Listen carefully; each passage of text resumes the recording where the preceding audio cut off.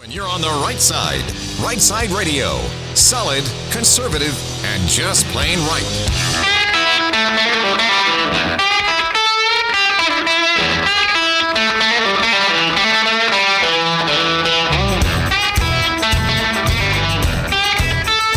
Alabama's syndicated news talk leader, Rightside Radio. Phil Williams here live in the Rightside studios. Man, we got the local, the state, the national, sometimes the international. And oh yeah, like the dude just said, solid, conservative, and just plain right. Well, welcome to a Tuesday, what's around here we like to call Taco Tuesday. Hit me some of that Taco Tuesday.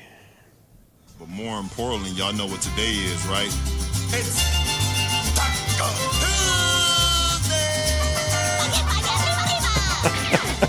Welcome to it all day. I don't know what I'm going to do because we had tacos last night. We had Taco Monday at my house. I don't know how to explain it, but that would be the big rig back on the board. Hey man, how you doing? Good. I'm actually surprised it's Taco Tuesday. I thought it was Monday. I was like, we don't have a sound effect for Monday. So. No, there is no sound effect for Monday, and it is not Monday. You are just coming back from vacation, and you are totally mentally skewed right now. Are you rested, refreshed? Mm-hmm. You're not sunburned that I can see. No, I don't really burn that bad. But your glasses are somewhere in the ocean. Yeah, glasses. I got smacked by a wave. Glasses are gone. Kids are good, though? Everybody had a good time? Everybody's good. No jellyfish? No jellyfish, no sharks, no nothing. Outstanding. Yeah. All right, well, let's do a show. We got a great show laid on for you. 3 o'clock today. He's been on several times before, but my good friend John Rogers, who now works with one of the best national pollster unit in the nation, Signal Polling and Analytics. He'll be calling in from Washington, D.C. at 3 o'clock today, talking about some of the latest trends and where things are right now. We're hearing a lot of rumors that Trump is gaining ground in some of the battleground states and really pulling away some of the traditional vote that the Democrats expect. We'll talk with John Rogers about all of that at 3 o'clock. And then at 4 o'clock today, State Senator Will Barfoot. If you don't know Will Barfoot, he's a sharp dude. He comes from the Montgomery region. And he's going to be calling in today as the chair of judiciary in the Alabama State Senate. He's going to be telling us about a bill he's got that basically would allow the state to take over local law enforcement if local law enforcement is so ate up they can't control the streets. Interesting. I want to hear him break this out for us. We'll talk to State Senator Will Barfoot about that at 4 o'clock. And then I got a triple dipper just filled up with stuff. So hit it, man. The Triple Dipper. 3 stories you've got to know. That's right, the Triple Dipper. 3 stories, 3 themes, if you will, that you got to know as we run today's show. Number 1, in conjunction with that conversation with John Rogers from Signal Polling, calling it by the numbers. There's several numbers out there that are worth paying attention to. Some good pollsters are giving some bad numbers to Joe Biden. I am not going to go ahead and just assume anything. But the numbers, the trends, if you will, do look like they are trending in the conservative Republican direction. So we'll talk about that. Number 1, triple dipper, by the numbers. Number 2, safe streets. The right to the safe use and enjoyment of your property, or the ability to live free, or to just expect, for that matter, that you can have your local municipality or county government actually protect you. Is it a legitimate concern now in America? In some places, yes, and you may be really chagrined to find out that 2 cities in Alabama, 2, just came out on the top 5 bad list. I'll tell you about that. Number 2 on the Triple Dipper, safe streets. And then number 3, oh man, if we could even get to it with all the stuff that I've got to cover today. But you know the deal. Sometimes I am prepping the show. And I'm like, look at the woke. Did you see how much woke can there be? All the wokeness. And next thing you know, I've got a whole platter, a buffet, a cornucopia, an absolute charcuterie, a plethora, if you will, of wokeness. And so, yeah, we'll do a round of adventures in woke world. That'll be coming up as number 3 on the Triple Dipper. All right, let me jump on into the daily Right Side Way monologue. And I'll start off by just making note that technology can be amazing, and I know that. Technology can be amazing. And y'all, I'm not prone to getting the latest gee whiz gadget. I've never once slept outside the Apple store trying to be the first one to get the latest iPhone number 99 or whatever it is. But I know that technology is oftentimes pretty cool. I love the development of things like the high-def flat-screen TVs that we have now. I love smartphones like anybody else. I'm a big fan of satellite radio in my vehicle. I can appreciate the fact that medical technology and advanced infrastructure and GPS and so much more have all served to make our lives better and even safer. But I have my limits. I do. I have my limits. And sometimes, I'll be honest with you, I feel like an old curmudgeon as I cling to my Android phone. I just do. It's like the electronic version of yelling at the neighbor's kids to get off my grass. You know, take your silly Apple phone thingy with you, by the way. Don't even get me started, though, on having one of those Alexa talking boxes in your house. I ain't doing it. I do not want some disembodied voice telling me how to bake a cake or, for that matter, listening to my private conversations. Now, I have a friend whose life was saved by Alexa when she had a stroke. She couldn't move, and she was able to call out, though, and it dialed her husband for help. It's good stuff. Even still, I don't want that thing in my house. It's creepy. It's invasive. It's always listening. It's like a sneaky neighbor eavesdropping and posting all your private stuff on the neighborhood social media page. Nope. Not doing it. But here's the thing. Alexa or whatever, that's an elective. It's a voluntary matter. You put Alexa or Siri or any other piece of creeper, peeper, never sleeper, smart tech in your life, it's a choice. You can do that. Anytime you want to, you can unplug that unsavory little electronic smart aleck and take it out back and use it for target practice if you want to. It's your decision. It's your choice. But if you want that little machine to watch you change your clothes, that's totally on you. But what if the government mandated it? What if the government decided that it wanted to know everything you were doing at all times and monitor your activities because of so-called compelling government reasons? How would you feel then? Well, it's already happening in some places and folks are not taking too kindly to it. Invasive technology sounds really cool till some bureaucrat or big government politician realizes they can put it to use to fit their agenda. Not to make you safer, mind you, but to make you move towards their agenda. And y'all, the climate activist community is embracing new tech like nobody else. Every bit of invasive technology that comes down the pike suddenly has green energy advocates jumping on it like a spider monkey on a banana. And they will often couch it as necessary, even reasonable, and for the greater good. After all, saving the planet means we all have to sacrifice a little bit of our personal privacy, saving the planet. But the sneakiest version of this big tech voyeurism comes with so-called voluntary participation of the general public. For instance, you may recall a story from Colorado back in 2022. A major heat wave swept across the Rocky Mountains in the late August of that year, and suddenly thousands of Colorado residents who got their power from Xcel, a utility company in that state, could no longer adjust their thermostats. It seemed that all of them had signed up for a voluntary program that gave them a smart thermostat that they could regulate from afar. Okay, cool. On your phone, you adjust your temperature from work, cool the house down before you get there. Sounds cool, right? No, not really. It was hot. It was very hot.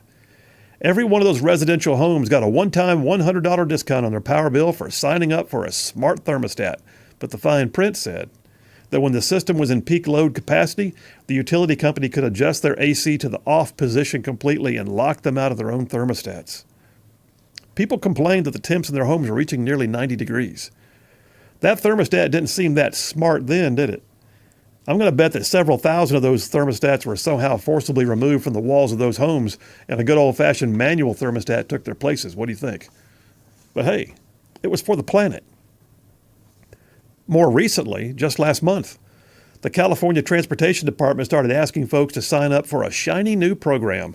They need to monitor driving habits. Where do you go? How often? How fast do you drive? What roads do you use? Well, apparently the push to get everyone in the Golden State to drive electric vehicles has now come with an unintended consequence. It appears that the vast majority of the funds that are being used to maintain roads actually come from gas taxes. Yep. And with fewer people stopping at gas stations to buy that nasty fossil fuel, a new study indicates that within 10 years, California may be facing a $4.4 billion shortage of road and bridge funds. So the new plan, you wait for it, the new plan is to charge people 3 cents per mile. Wow. But how do you know how many miles they've driven? Well, you put a device in their car that sends the information direct to the government so they can send you a bill. Well, how about no? But hey, it's purely voluntary for now. We just need you to put this little transponder in your vehicle out of the goodness of your heart so we can send you a bill for something that you don't pay for right now. What could go wrong? Yeah, so right now the proposal, the voluntary proposal, the call for volunteers to pay more than they had to, is going over like you might expect. The public is having none of it. Well, stand by for California to change its mind and make this a mandatory thing. I mean, after all, it's for the planet. But I'm not sure that anyone can beat what's happening in London. The mayor of London, England is a flaming liberal. His name is Sadiq Khan. And if you want to drive in Sadiq Khan's London, then you better get on board with saving the planet. In August of 2023, Mayor Khan imposed what is known officially as the Ultra Low Emission Zone, known by its acronym as the ULEZ. It covers, by the way, the entire capital city of London now. It's a government-sponsored scheme to lower air pollution in the city by taking pictures of cars using traffic cameras. And if you're deemed to have a vehicle that does not fit the list of government-approved low-emission green energy save-the-world transports, then you are fined the equivalent of roughly $15 a day. The problem is made worse when you consider that all of the approved vehicles are newer and more expensive. So if you commute to work every day in your older, unapproved car, you get fined every single day. Never mind, this is an exorbitant burden on the people who make up London. So they came up with a scrappage plan. A scrappage plan. Turn in your old cars and the government will give you a grant to help you get a new one. But it doesn't cover much of the cost. So the whole plan is not going too well. The government of Sadiq Khan has been putting up special ULEZ cameras and mailing the fines to people's homes. And the ULEZ cameras run 24/7. So far, they've installed 1,775 of them. And the resistance has begun. Websites now show people how to avoid them, which of course means taking a more circuitous route to their destination, which ironically means having to burn more gas to avoid the planet-saving fines from the ULEZ police. But lately, a group that calls itself the Blade Runners has been targeting these techno-spies. Over 25% of ULEZ cameras have been destroyed and many more damaged. The Blade Runners even specialize in running up to a camera pole with power saws and filming themselves cutting down the cameras and then posting their blade running on the internet. They have quite a following now, by the way. The Transportation Office in London, well, they issued a statement saying that vandalism is never acceptable, which I agree with. But then they doubled down by saying anyone driving a non-compliant vehicle within the expanded zone will be detected, and we will advise everyone to check whether their vehicle is compliant and to consider the various support that is available to help transition to greener modes of transport. They're not getting it, are they? They love their invasive tech in London. But hey, it's for the planet. The bottom line is this, y'all. New tech beats old tech. That's part of being new, right? But somehow the idea of voluntarily giving up some of your privacy so the government can monitor your behavior and help you to meet the needs of the progressive agenda never seems to be a problem for liberals, does it? Hey, you might want to whisper. Alexa may be listening. But it's for the planet. And that's a wrap for the Rightside Way. Yeah, I'm just going to tell you, Alexa can stay out of my house. At the same time, think about what's happening in places like London, where they're going to monitor what car you drive, and they already are, and they're going to bill you every single day unless you drive the car they want you to. Y'all, that is some next level stuff. Eyes are everywhere. Phil Williams, Rightside Radio. Y'all stay tuned. We will be right back.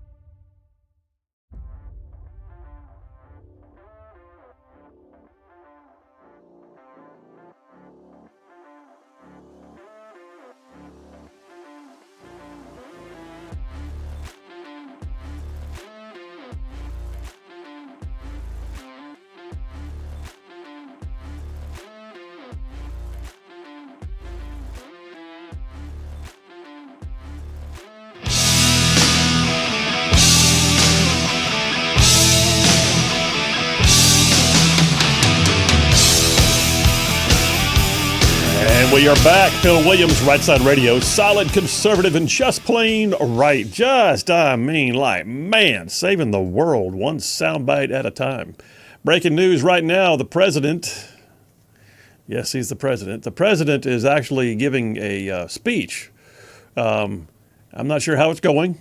He's still on his feet, but he is giving a speech right now marking the anniversary of DACA, which, is an amnesty potential program, the Dreamers, and so allegedly he's going to be making an announcement somewhere within the speech that he's expanding the capabilities and granting amnesty to a whole bunch of illegals. That's what little I know so far.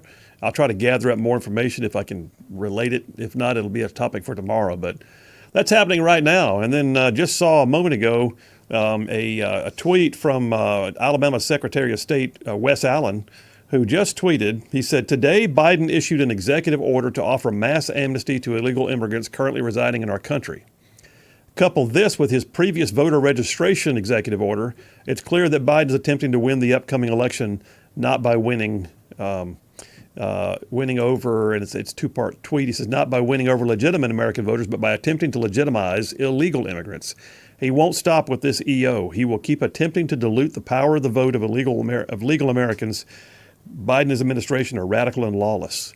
That's your Alabama Secretary of State saying that right there. And I am retweeting it as we speak to my Twitter feed, at Sin Phil Williams, if you want to follow it. SEN Phil Williams, at Sin Phil Williams. Yeah, boy, okay. Go to the text lines. Text lines are open, 833-687-4448. That's 833-68-RIGHT. Bert from Owens Crossroads says, "Phil, the 30 miles in California should be charged only to EVs. I would agree, man. But you know what? They're going to convert. They're going to figure out they can make more money because even the gas taxes they rely on, you don't know what you're catching. Are there people coming in the state? Well, we got to catch those too. Where does this stop? The idea they're going to monitor your vehicle for the good of the order is just absolutely antithetical to the sense of security that you're allowed to have. They're not allowed. Police are not allowed to search your vehicle without a warrant, right? You're allowed the reasonable expectation of privacy in the sanctity of your own home, and that extends to your own vehicle. Now, if there's something open and obvious, they're allowed to go ahead and say, we could see a thing. You got drugs laying on the seat, or a weapon laying on the seat, or a dead body in the back seat. They can. Okay, there's exceptions. Visible and open gives them the ability to have probable cause. But generally speaking, your vehicle is just like your home. They can't just search your vehicle without permission or having good cause or in conjunction with another crime. That being said, why then would we give away our privacy? Are you going to put a camera up inside your house so they can watch you cook and make sure that you're not, cooking dangerous, fattening foods? Where is this going to stop? When do they monitor your behavior to the point that it is just invasive, is no longer for the good of the order? I'm saying this thing needs to fail. In a heartbeat, light needs to fail. John from Harvest says, "Phil, good monologue. The latest polls are encouraging, but I'm quick to caution folks, don't get cocky." I agree. Totally agree. Said polls don't mean anything if folks don't go vote. GOP has a serious turnout disadvantage with too many states having mail-in ballots. We'll talk about all that and more. It's a great text to lead me into my next dipper. Phil Williams, Rightside Radio. We'll be right back.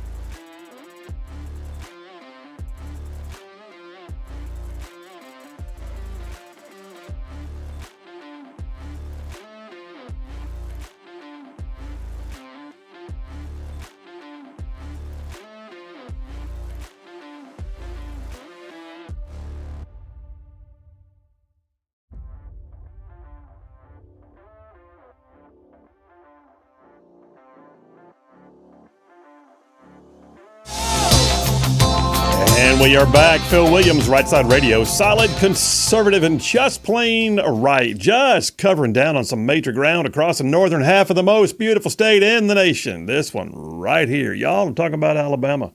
Man, I mean, this show goes like, way down south of Birmingham and up north of Huntsville and Tuscaloosa, back over to Gadsden, parts of Georgia, Tennessee, and even Mississippi, all thrown in just for good measure. I'm going to go to the phones right now because I left him hanging on the last one. I might totally apologize. Brian from Huntsville, how you doing, buddy? Hey, no apologies necessary, sir. It's like the choice to put an Alexa in the house. It's my choice to call in, and it's not my show. And I have absolutely no problems whatsoever, sir. Well, glad of it, man. The first thing real quick, Jeff from Indiana, if you're listening, I know more than one people that have been praying for your wife in the hospital, and I couldn't find it, and they couldn't either. May we have the honor of knowing your wife's first name to make her prayers more intense? I will just tell you right now, I talked to him earlier. His wife's name is Carolyn, and she is doing better. And I'll leave it at that. She was at home resting by the time he drove in finally. So, more to come, but she's doing better. Excellent. Now the other thing is Alexa. Please don't shoot her, especially if you're not in the city limits like I am. Don't throw her in the backyard and get arrested over shooting her. Otherwise, you could use a crossbow. But the biggest thing is I just put a clip on the side of mine, a little plastic one that hangs cords, and when I want to make sure that nothing's being hurt, I just unplug the power and put it in the clip until I want it. Well, fair enough. Fair enough. Your choice. Well, I just think it's creepy. Oh, yeah, I understand too. But then again, if you want to have some fun with your Alexa, start telling her the things you're going to do to her. Alexa, I'm going to do this to you. And you'll hear some interesting responses. You'll have a wonderful day. All right, man. We'll see you. Yeah, and by the way, for those who didn't know, Jeff from Indiana, who calls in virtually every day on the show, let us know yesterday that he was, he's an over-the-road driver, so he was hours from home and found out that his wife was at the emergency room. So, but she is doing better, and I think there's probably still some things left to be done to follow up, but let's just say she's doing better. So thank you all for your prayers and concern for Jeff Rowe from Indiana. Let me get a few more text messages and I'll jump on into our topic. John from Huntsville did say, Phil, fantastic monologue. Also, your Army extra credit trivia question I promised you is a two-parter. Oh boy. Said each part is worth 5 extra credit points. So here's your question. What's the title of the Army's official song, and on what important holiday was it declared their official song? Okay, the official song is known as the Army song, but it's also known as the Caissons Go Rolling Along. I hope I said that correctly. Otherwise, my Army buddies are going to be wearing me out. On what important holiday was it declared their official song? The Army birthday, I believe, but I'm not positive. So that one I may have. Hopefully I got half my question points right. Morgan from Fort Myers says, Big Brother is watching you. I have thought that smart thermostats and Ring doorbells and automatic door locks and garage locks have been a bad idea. If I can open them remotely, hackers can open them remotely, and that might mean that someone who takes exception to things that I own or people I associate with could possibly open them as well, and I don't like that idea. Says my suspicious brethren there from Fort Myers, Florida. Morgan, thank you. John from Brownsboro says, I watched a show on carbon footprints. After mining the minerals in Canada, shipping them to China to be made into batteries, installed into vehicles to be shipped to the USA, you would have to keep that car for 12 to 15 years to offset the carbon footprint of the very production. Wow. And the batteries last 6 to 10 years, driving in a deficit in perpetuity. It's nuts, man. But hey, it's for the planet. Don't you understand? David from Huntsville says, I think the Biden campaign is worried now that Trump may be reelected to do mass deportations of illegal aliens. That's why the mass amnesty initiative that Biden wants. It'll keep hundreds of thousands of people here who would normally be deported. Here's the thing. If it's an executive order, it can be rescinded. If Congress does it, that's different. So in the absence of congressional action, he can try an executive order. Trump can still rescind it. Brand new texter in the string, Barry from Huntsville. Barry, glad you're here. Welcome to the show. He says, nobody's above the law unless you're an illegal and a future Democrat voter. Democrat spelling D-I-M-O-C-R-A-T. Barry, you're going to fit right in here. Frank from Huntsville says, I'm not sure Biden will be on the ballot come November. I agree with you. He says the foreign media is now writing articles about his mental decline, so my prediction is the Democrats will get someone else. I'll tell you my prediction here momentarily. And then John from Huntsville again says, the correct answer is The Army's Rolling Along, and it was declared their official song on Veterans Day 1956. Rats. I can sing it. And the caissons go rolling along. Anyway, all right. So let me make a prediction, and then I'm going to go back and kick off my monologue with a text that came from John from Harvest. All right. Here's my prediction. I have said it on the show at least twice before, but I'll label it again. Today, June 18th, 2024 at 2:40 p.m. Central Time, I'm making a prediction. I think that they set the debate, the first debate, much earlier in the season than usual so they can see how Biden does. And if he gets up there and he can't hang, then they have also set the Democrat National Convention, the DNC, later in the season than usual. It's set in late August, like August 19th, I believe. So if that's the case, they've given themselves between mid-June to mid-August to figure out what they're going to do to get rid of him. I think if he goes badly in the debate, I think you're suddenly going to see some reason why he needs to step down to take care of his family because of Hunter's legal troubles, or maybe they'll be bold enough to say he actually is in mental decline, but I don't think they want to admit that because that'll be an admission of what they've been hiding for the last, 3 years. And then who do they bring in? There's a lot of speculation right now that suddenly you're starting to see Hillary Clinton out and about. Oh, Lord God.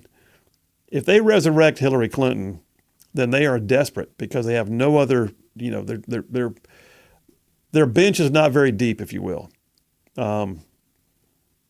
Would Gavin Newsom do it? Oh, he'd do it in a heartbeat. He's already measured the drapes in the White House. But can they get that past the voters? I just don't know. So the question is going to be, how do they do this? How do they get him off the ballot? And I think what they have to do is they have to go ahead and have a good grounds why he's having to step down so they can immediately begin to work the issue and then do a floor switch. And it has to be a floor switch at the DNC. They're going to have to, and it's going to have to be approved at the DNC. That's going to change all the ballots late in the season.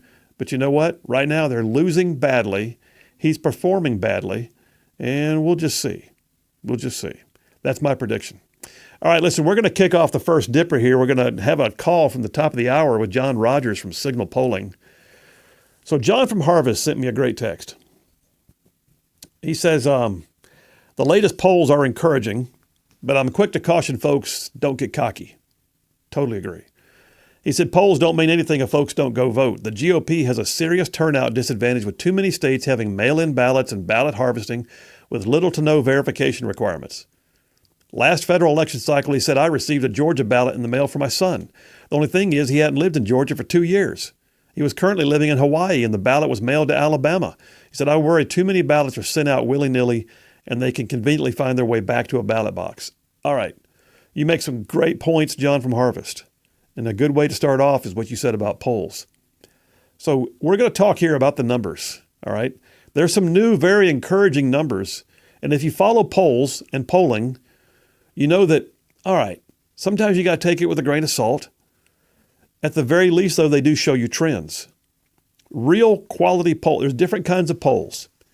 The real polls are the ones that take a fairly decent sample size and they do a cross-section, and they have what's called crosstabs, where you can review the crosstabs and you can break it down by demographics and you can see the trends, and they get a large swath, and they don't try to guide the questions.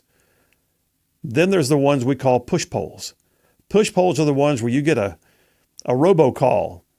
Do you like this kind of thing? If the answer is yes, would it encourage you to know that so-and-so did this and this and this, and would that change your vote? That's called a push poll. They're trying to tell you why if your answer went a certain way, maybe you ought to rethink it.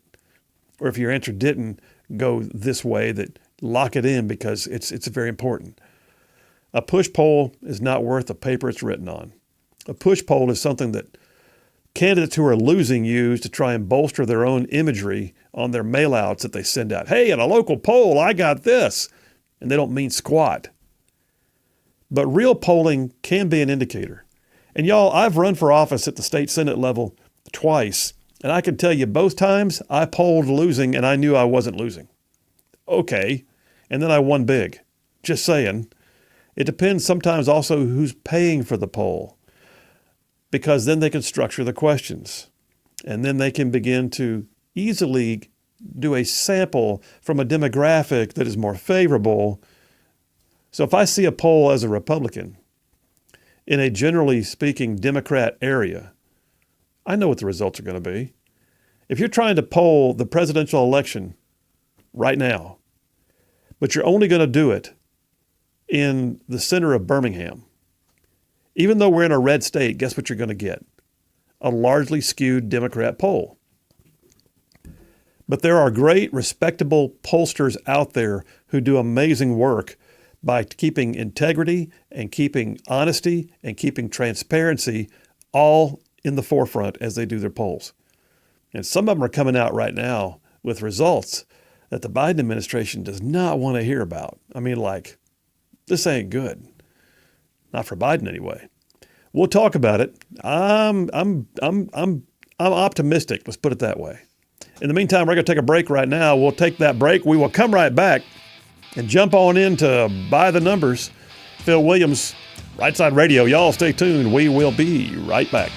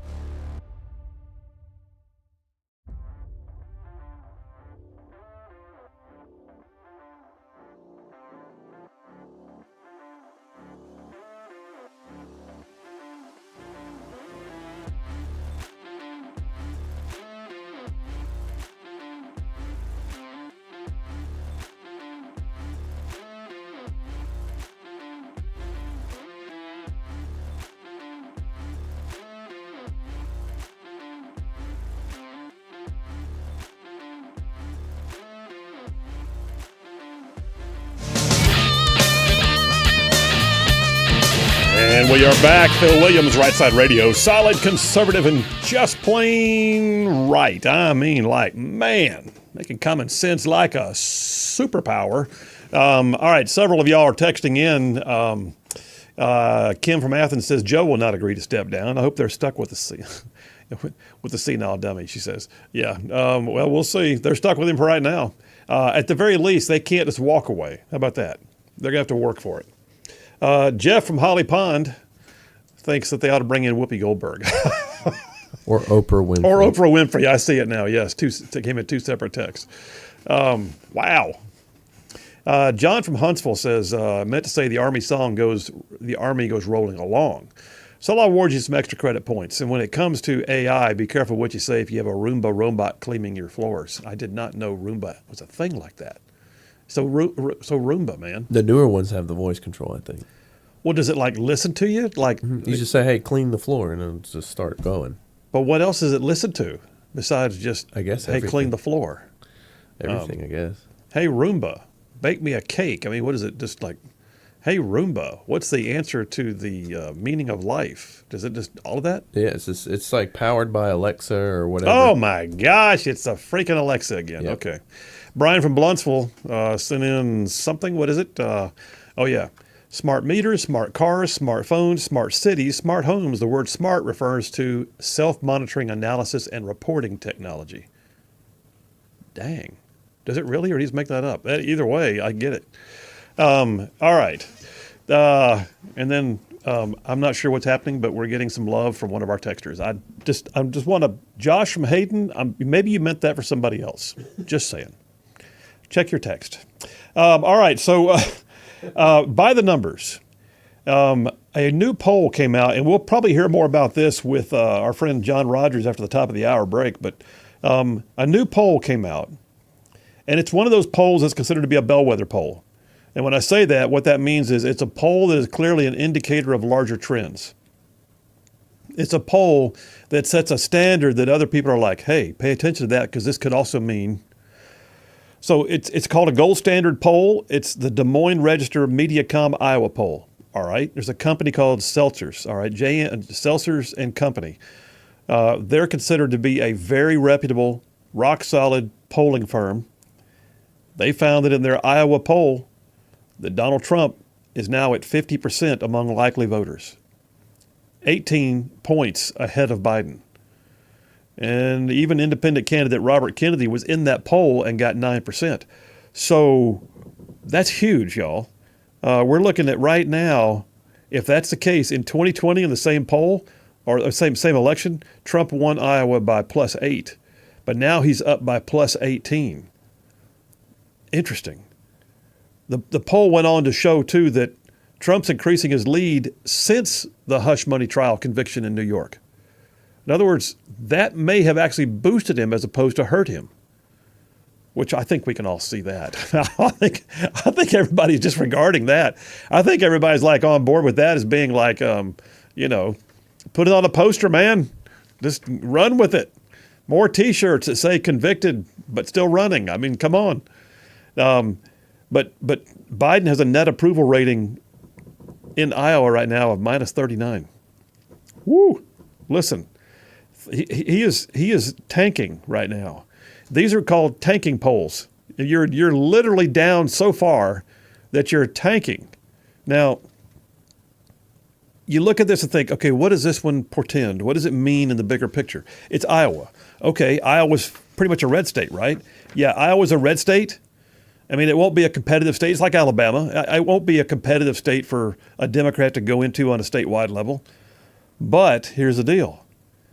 If Iowa has a 7 to 10 point delta, meaning like that big of a lead, then you begin to compare to other states in the surrounding areas like Wisconsin, Michigan, and Pennsylvania in the last two elections. And you compare the numbers in Iowa now to where the numbers were before, and you compare to how they did. And the bottom line is this.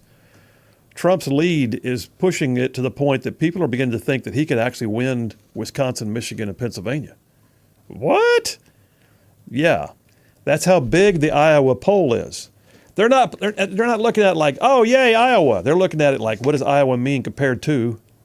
And so that being said, There's no scenario right now where Trump wins Iowa by 18 points and still loses Wisconsin. I mean, the reality is, if he's polling 18 points ahead and holds that lead up through Election Day, that means he's probably won Wisconsin and maybe Michigan. Wouldn't that be huge? That'd be awesome.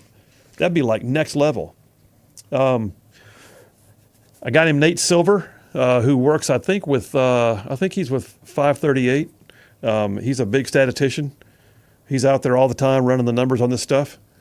He says that basically with these low approval ratings for Biden, Democrats are freaking out. He responded to the latest poll from the Seltzer and Company, the one in Iowa. He said it's not a great sign for Biden that some of his worst numbers are coming from the best pollsters. So what that basically means is, yeah, you can blow polls off if you want to, at your peril. If it's the best pollsters that are giving you these bad numbers, then guess what? You may be in trouble. Now, that being said, there's a lot of people out there watching what's happening right now. Trump has raised over $400 million since that conviction in June. $400 million. He raised like $200 million almost, from the get-go. And then you just compare to where he was in 2020 and compare to where he is right now. And the end result is the Biden campaign is in freak-out mode right now. The Democrats are in freak-out mode. They did not expect this. They thought that lawfare and just being able to implement every liberal policy, and we even paid off student loans, and we're going to give amnesty. How come we're behind? Because you know what? You're Democrats, and you overreached. You have no idea how to actually govern, and we're tired of it. I'm hoping that this means big doings all the way, but you know what? Grain of salt, because we got several months left. All right, coming back, John Rogers from Signal Polling and Analytics. He'll be with us. Y'all stay tuned. We'll be right back.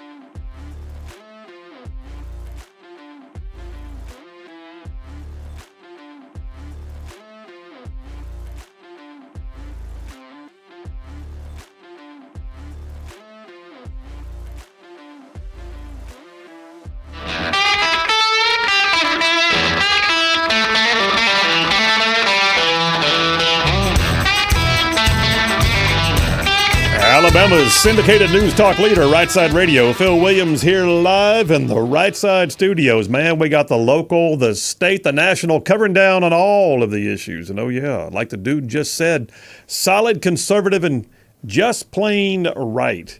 Well, John from Elkmont just texted in and says we absolutely have to win Michigan and Wisconsin. Or he said Michigan and Wisconsin. Either way, we got to win them. It would be interesting to see. And right now, like I said, polls are trending in good directions for Republicans. Not all of them. It depends on where you are. But there's been some interesting trends. Listen, I'm going to bring in somebody right now who's better at unpacking this than I ever could be. Good friend of mine, John Rogers, works with Signal Polling and Analytics. Signal, if you're not familiar, spelled Cygnal, is becoming quickly one of the more respected pollsters in the entire nation. Started right here in Alabama. A guy named Brent Buchanan, and then he hired away somebody who I've had the pleasure of working with many times, is John Rogers. And John Rogers is a pollster right now with Signal and on the phone with us. John Rogers, how are you doing, my friend? Phil, doing great, and great to be back with you and your audience today. Hey, thanks, man. I appreciate it. Listen, I just, John, just before you came on, I unpacked a little bit of this most recent poll that came out of Iowa that seems to send kind of the shockwaves through the Democrats. But we're hearing a lot about demographic polling, like the black vote. And so just give us what you're seeing right now. What are you guys at Signal finding? Yeah, so it's useful to think about this from the perspective of the battleground states, right? And so there are 5 states, Wisconsin, Pennsylvania, Arizona, Michigan, and Georgia. And you can maybe add a 6th one in Nevada to that as well.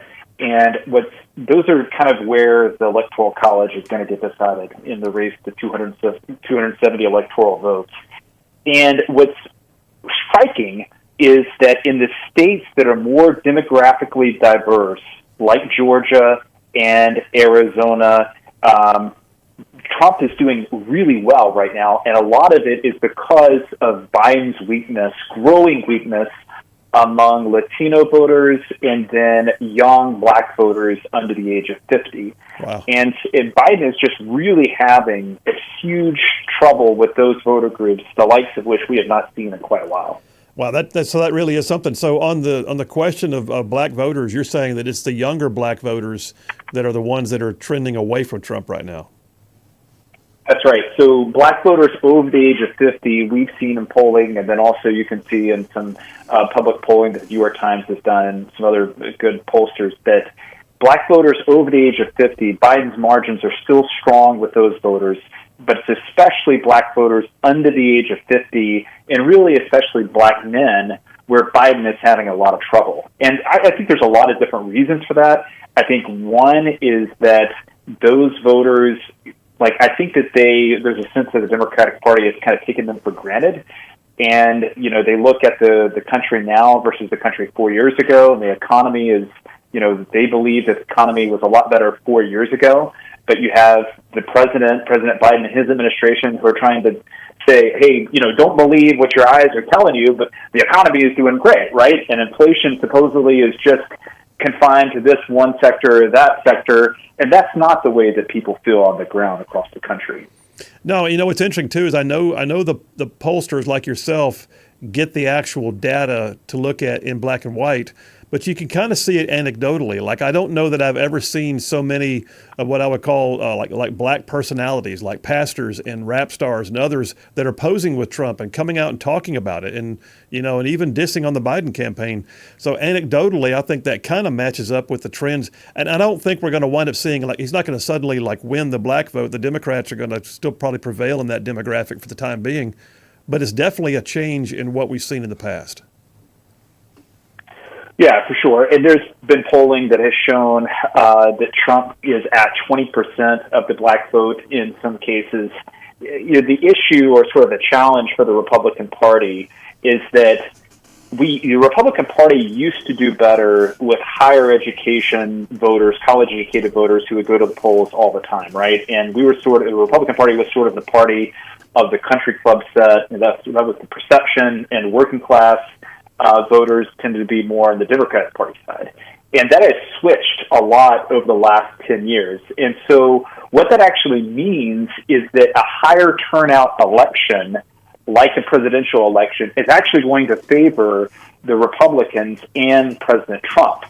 But the key is making sure that a lot of those people who maybe they've only voted once or twice in their life, and maybe they've only participated about half the time in presidential elections, making sure that those people go to vote in the election for president and then also down ballot is going to be really key for conservatives. So it's basically one of those things where it's get out the vote again, just like always, get out the vote, get out the vote, get out the vote.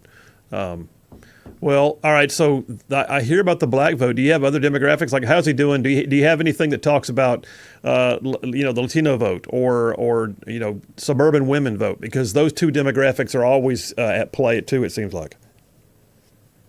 Yeah, there's some polling, and some of our polling tracks this as well, that shows that Trump and Biden are essentially tied, for instance, among 18 to 29-year-old voters and then also Hispanic voters. And there's a lot of time. It's June 18th. There's a lot of time between now and November. The debates, I think, are going to be really key, even more than they are in some past elections. I saw that there was, some news on Twitter where the Biden camp was evidently trying to get a policy in the debate that will allow President Biden to be seated and not to have to stand for the entire first debate. Yeah. And I think that's a sort of voters just have like a sense that Biden is weak, right? Physically, and then also in every other way that you can think of, and there's a weak economy.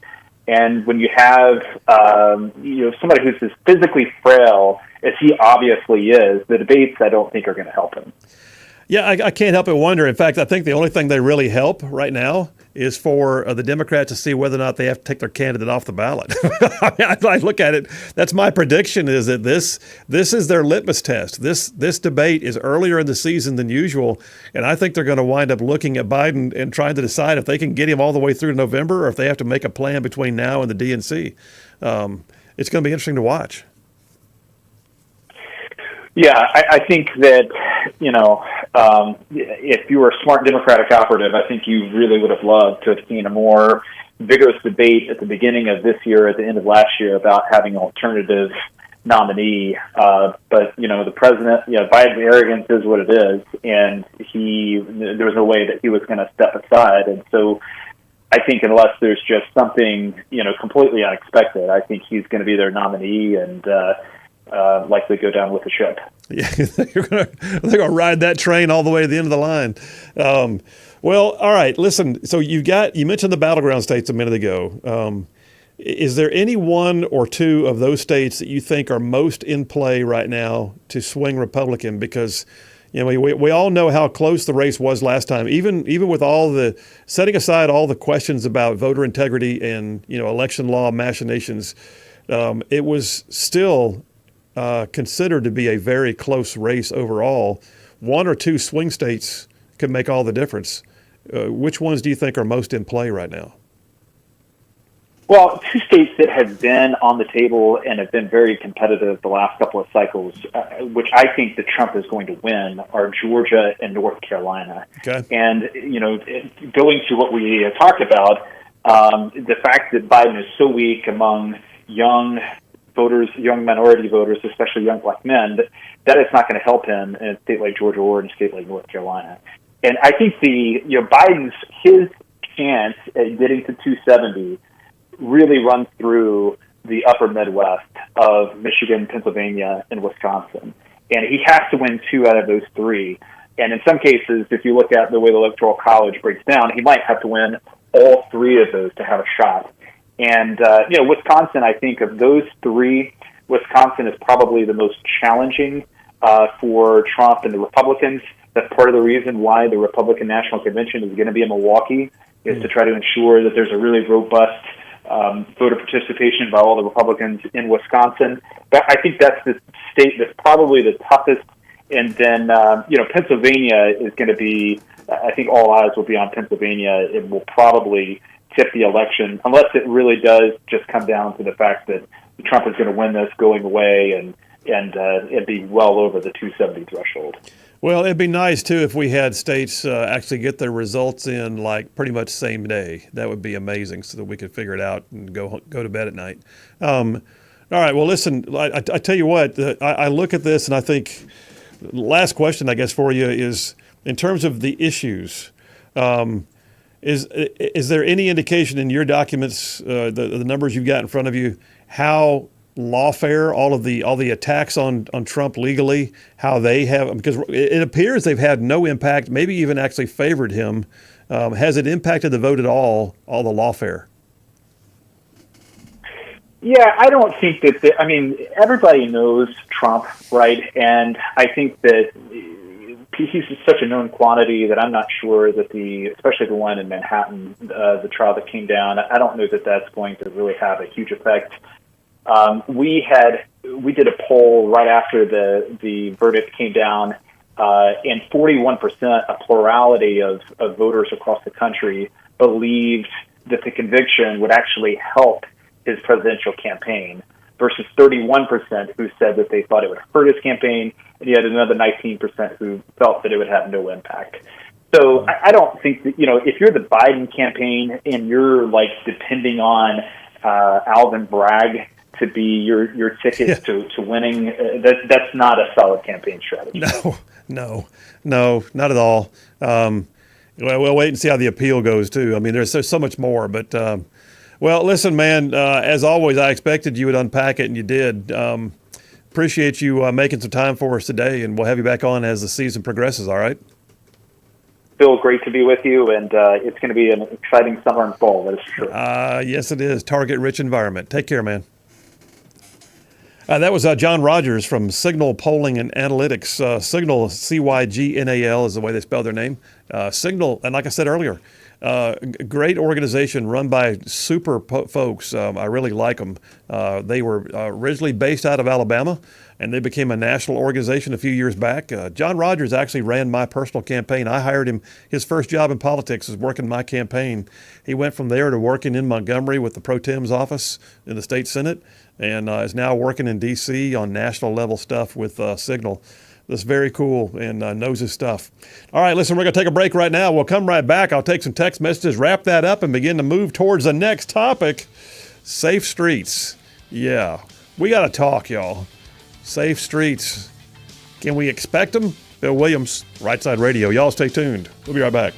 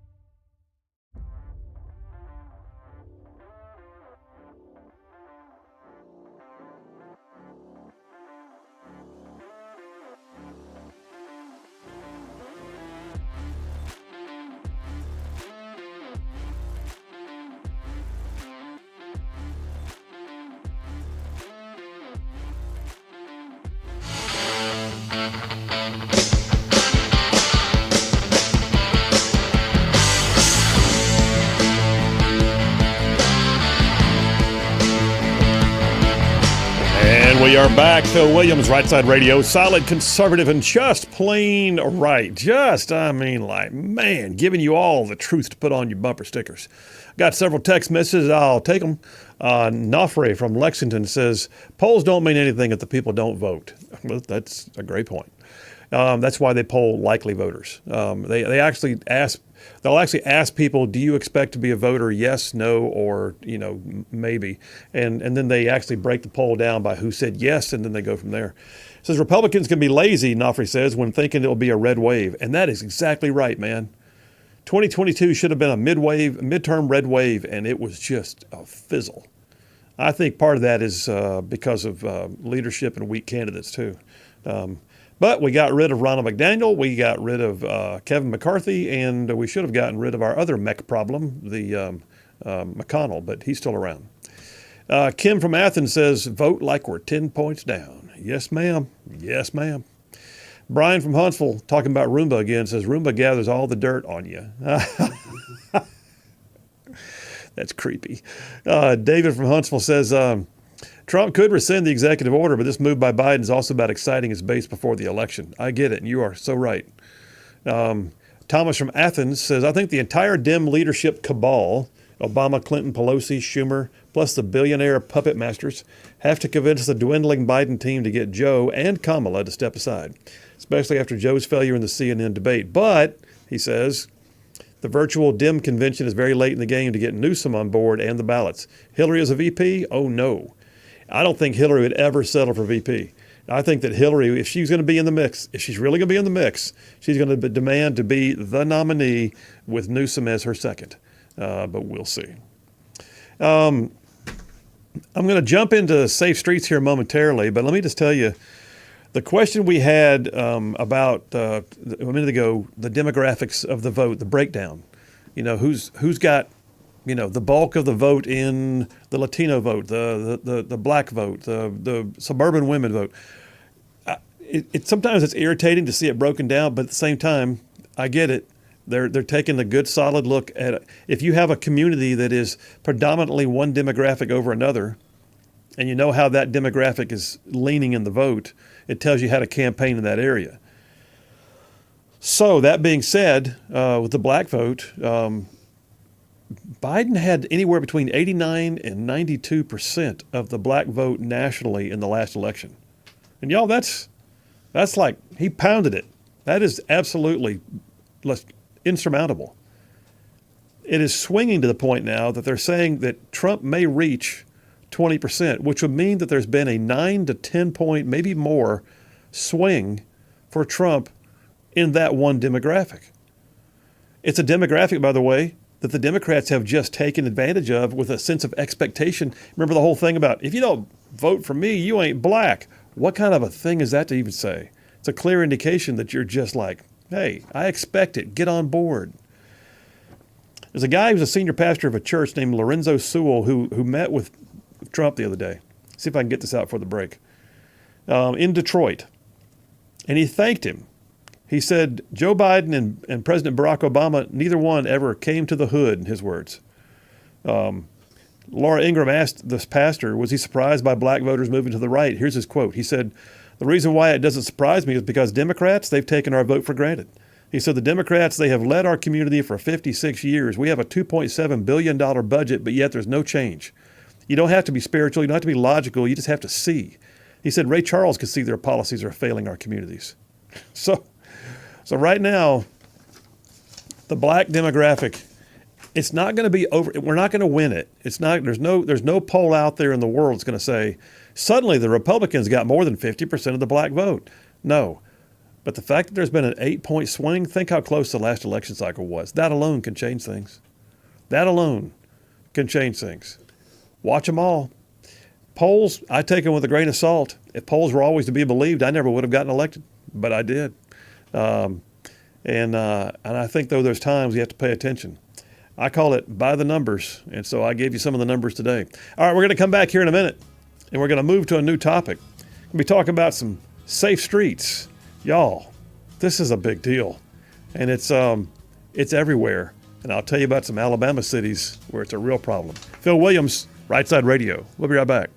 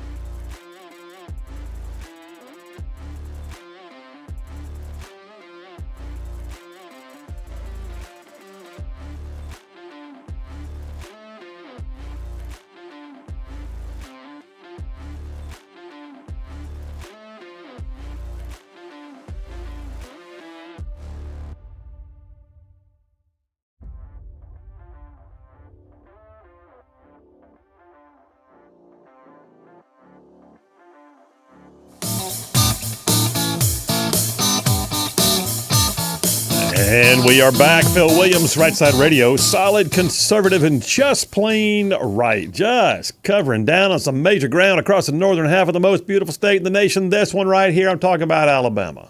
Y'all, I mean to say, this show goes like way down south of Birmingham and up north of Huntsville and Tuscaloosa, back to Gadsden, parts of Georgia, Tennessee, and even Mississippi. All thrown in just for good measure.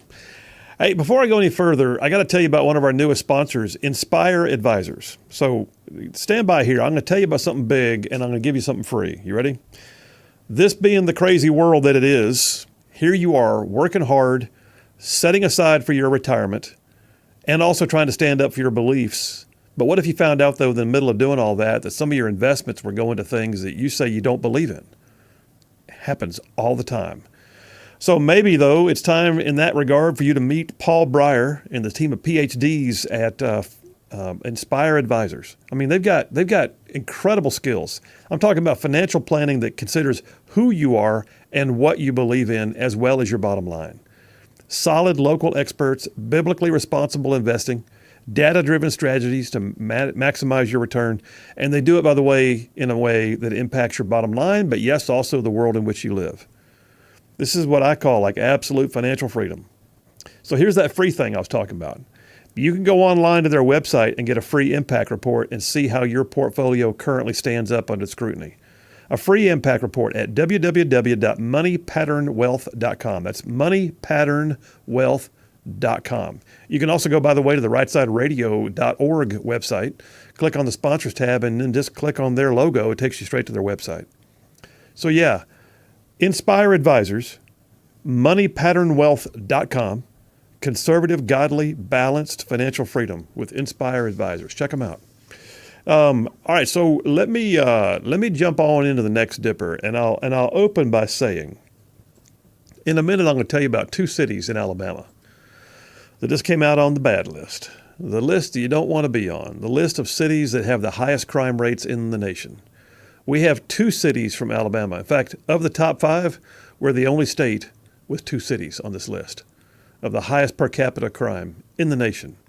Not good. Interesting thing is they come from one county. You're probably already zeroing in on who this is. But let me just talk about safe streets for a minute, because the tendency among Democrats is to just go soft on crime. And don't try and deny it. It's true. Absolutely, just soft on crime. It always seems to be more about the criminal and less about the victim.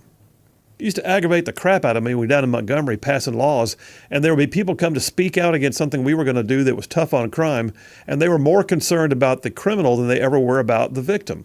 We had a great group down there called Vocal that was a victims' rights organization that stepped in all the time to speak to what it means to the victims that you're about to try and pass a law like this. We didn't do it. It was usually Democrats bringing something up that we were going to vote down, but they always spoke to it and did a great job. Let me tell you, though, people are sick of it. I tell you what, I'm going to change up the order in my pile of resources here. So you've got crime on the streets in some places that is directly related to defund the police. I've got a piece here that I pulled from Fox that came out in March. It's a large article. I didn't even get through all this one, but the bottom line is this. There's a retired police chief named Tom Weitzel who used to be in Riverside, Illinois, which I believe is a suburb of Chicago. And he said there's police executives all around the United States trying to tell you defund the police is over, but it's not. He said it depends on where you are, but it's gaining speed again, and it's gaining speed in a new format. And he pointed out this. He said there are jurisdictions right now in this nation that are stripping police departments of their authority and their policies in order to proactively protect the community. So what he's saying there basically is that politicians are saying, okay, defund the police doesn't work, but we don't like the police. So what do we do about it? Let's make sure that we restrict what they can and cannot do. We saw this in Birmingham, by the way, just a couple of years ago. If you recall, liberal Mayor Randall Woodfin came out and said, in Birmingham, we will no longer have no-knock warrants. So now you have to announce yourself on even though you know you've got a warrant, you can enter the premises, and you know there's a dangerous criminal who has a violent history inside, you have to knock and announce yourself.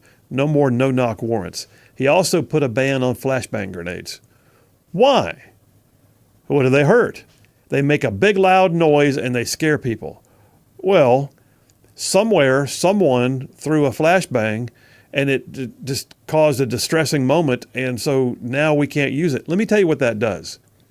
Anybody out there right now in blue who's ever gone in on a breach team or entered a premises where you believe there may be a violent criminal with weapons, armed and dangerous, you know what does a flashbang do?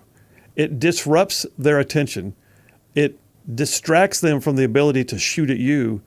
It removes the danger from the police officer being the immediate target, and it focuses everything on the flashbang. A flashbang does nothing but give the police an edge. But he took it away. Why? Because it was scary. Because it's just, we're not going to do that anymore. We're just not, in Birmingham, we won't do that anymore. Meanwhile, he's excusing crime.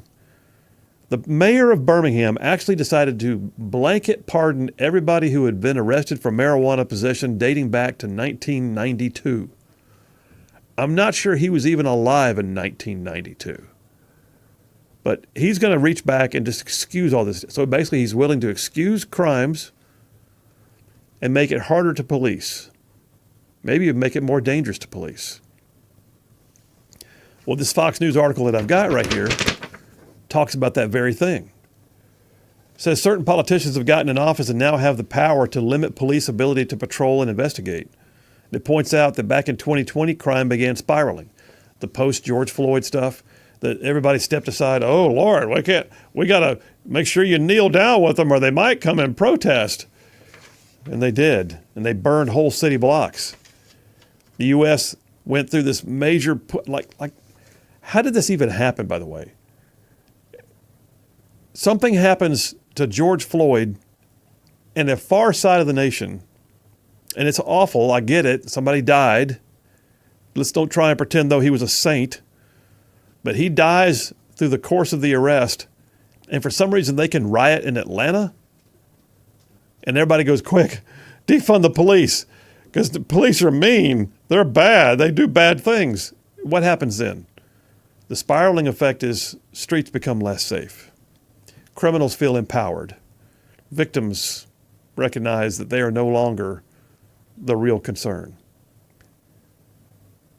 So here we are looking at safe streets, and people are getting tired of it. Got a story here. This also came from Fox. Dateline just 10 days ago. Connecticut residents form their own armed group to defend against violent crime. Picture a hybrid of a neighborhood watch / civilian police force. The so-called Self-Defense Brigade is made up of 40 legally armed citizens voluntarily patrolling the streets of Hartford's North End wearing body cameras on nights and weekends. So they're armed, they're carrying cameras, they have upwards of 75 home surveillance cameras around the neighborhood, and they have drones, like up to a dozen drones. They have people actually monitoring the drone feed. This is quite the operation. It's run mostly by volunteers, but they've all been trained. Says the Democratic machine, says the guy who formed it, a guy named, what's his name, Lewis something. Here, I'll find it in a minute. But Cornell Lewis, here he is. He's the guy who founded it. By the way, in case you're wondering, the demographic is they're black, and they're tired of the Democrats in their community just completely dissing them. In fact, Cornell Lewis himself said the Democratic machine in Hartford is either unwilling or unable or incapable of doing it. And people are paying tax dollars but getting no kind of service. We want the people to understand, number one, that self-defense is not a dirty word. The Hartford Democrat mayor, whose name is Arunan Aralapalalam or something like that, has denounced the group, calls them vigilantes.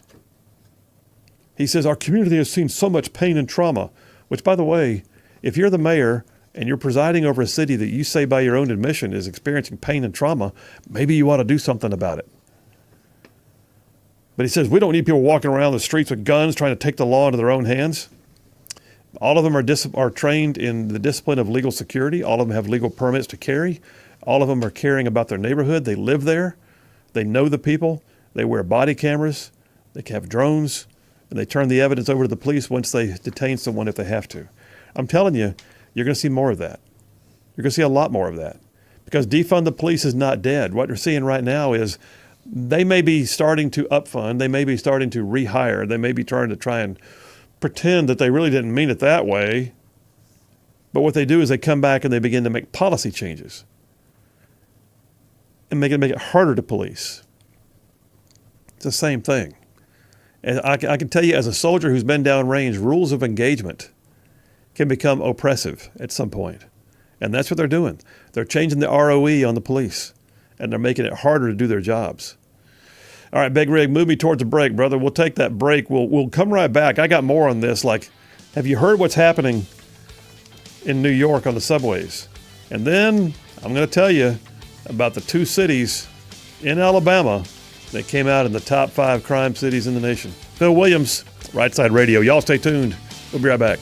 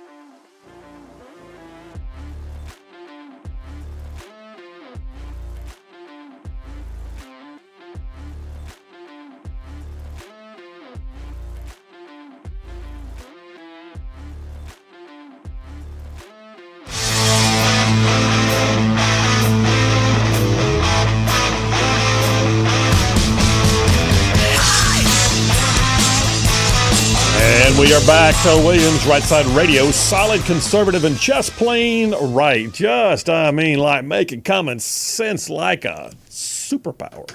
John C. from Madison says, we threw an artillery simulator into our commander's tent when we had war games. Just a huge firecracker. What's the difference between that and a flashbang? Whew, dude, those arty simulators, that's some serious fireworks right there. And especially if you got the kind that whistle first. But I agree. I, by the way, almost got in big trouble with arty simulators. Good thing they didn't catch me. They tried to catch me. I was young and fast. And I think I probably had there's a story here, but I think I probably had about half a dozen arty simulators, and the opposing patrol base never knew what hit them. It was fun. So like little M80s? Oh, no, little M80s. These things are the size of your hand. I mean, it's bigger than it's like the size of a water bottle. Oh, wow. And when this thing goes off, it sounds like artillery is landing in your perimeter. Oh, my God. Yeah. Bert Moa's Crossroads says, so the streets of Los Angeles are so unsafe that a Secret Service agent who was there as part of the recent Biden-Obama fundraiser got held up at gunpoint. Yeah, I agree. He says, not sure this speaks so well for the Secret Service or that agent. Well, I mean, listen, if it's an armed robbery, the question is, did he have an opportunity? I don't know. But anyway, the bottom line is, yeah, that happened. John from Huntsville is guessing that it's Birmingham, Montgomery. I'll be right back to that. Bobby from Moulton sends me a story on Fox. Different. I'm not on that topic right now, but yeah, I agree that Karine Jean-Pierre is way out of her league. She says only so many times you can lie for the president. All right, so in New York City right now, they're finally considering getting rid of masks. Just on the transit system, though. You can't wear a mask on the subway. What? Okay, if you haven't seen it, there were a bunch of pro-Palestinian anti-Semites wearing their masks that got onto a subway the other day and started yelling for Jews to get off. Of course, they're wearing their masks because, safer that way. I got news. The whole masking thing needs to be off in public, period. But they're looking at a partial ban on masks just in the subway system. Look, stop making it harder for police. Don't say, okay, once you cross that threshold, then you can wear a mask. But when you're in this one, just say masks are off. How about that? Stop making it hard for the police to actually do their jobs.